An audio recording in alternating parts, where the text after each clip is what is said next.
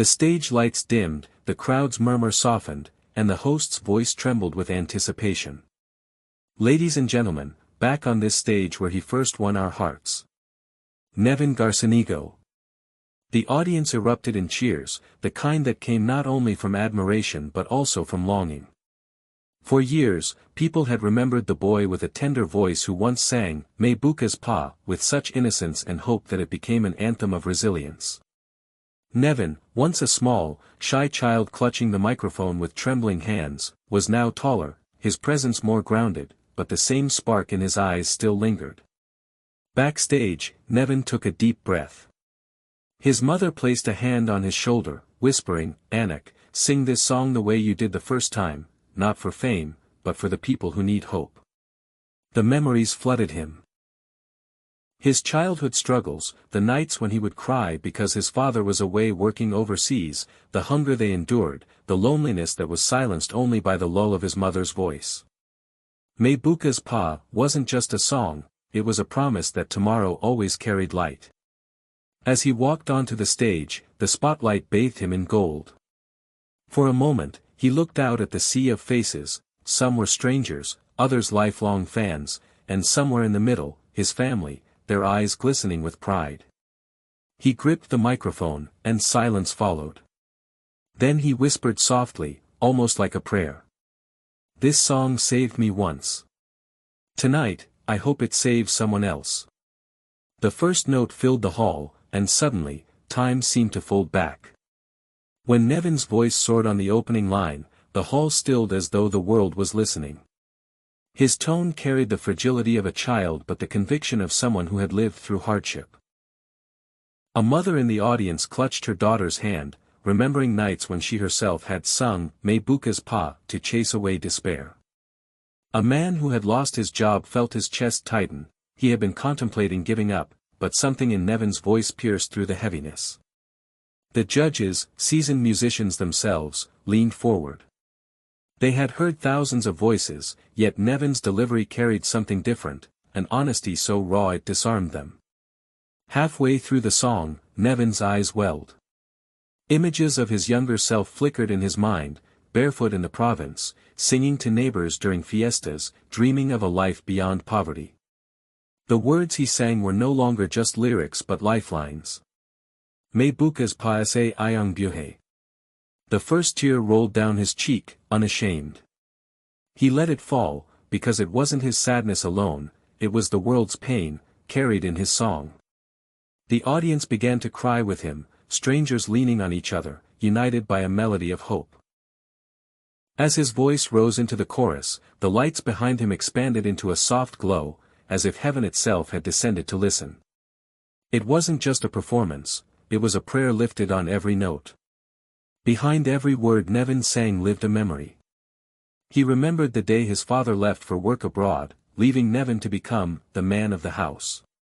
At 9, he would fetch water, cook rice, and care for his younger siblings while his mother worked odd jobs. He remembered walking to school without lunch, humming songs to distract himself from hunger. At night, when bills piled up and the kerosene lamp flickered low, his mother would whisper, May Bukas Pa, Anak. Don't give up. Those 3 words became a shield against despair. When Nevin first auditioned for The Voice Kids years ago, he carried all those scars onto the stage. His voice shook, but when he sang, May Bukas Pa, something miraculous happened, the song lifted him above his struggles. He became a symbol for children like him, who knew pain too young but still believed in tomorrow. Now, standing once more on the same stage, older but carrying the same heart, Nevin felt those memories rushing back.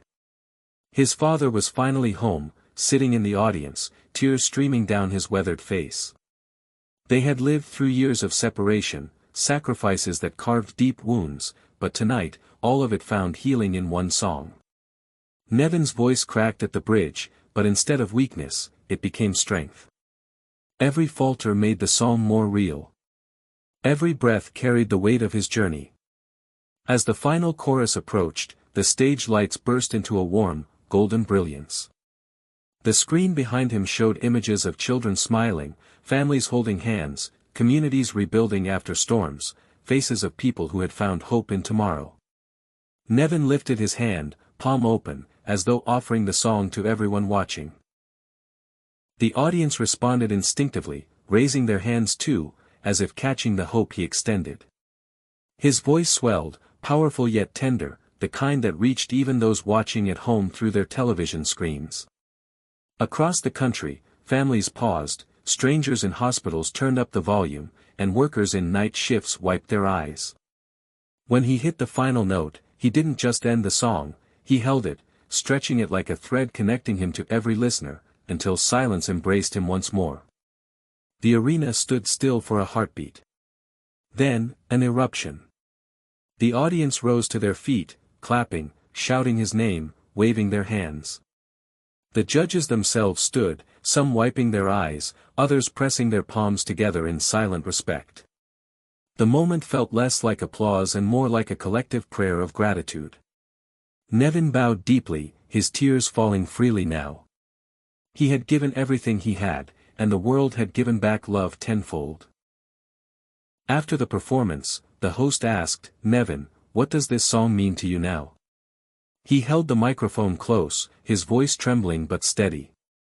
"When I first sang, May Bukas Pa, I was just a child who needed hope.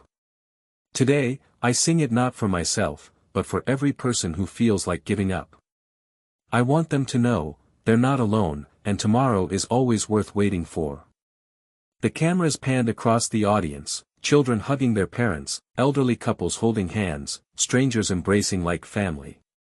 Backstage, his mother cried quietly, whispering, "Salamat, Lord.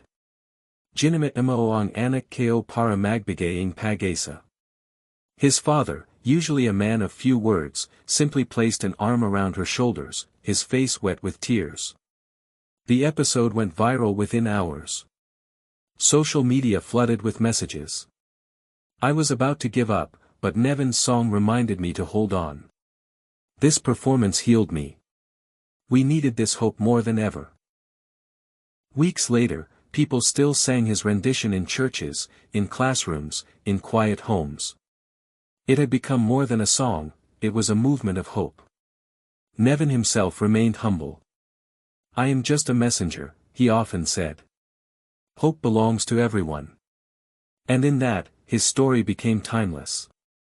His voice wasn't just music, it was a lifeline that reached into the darkest corners of people's hearts and whispered the truth, May Bukas Pa.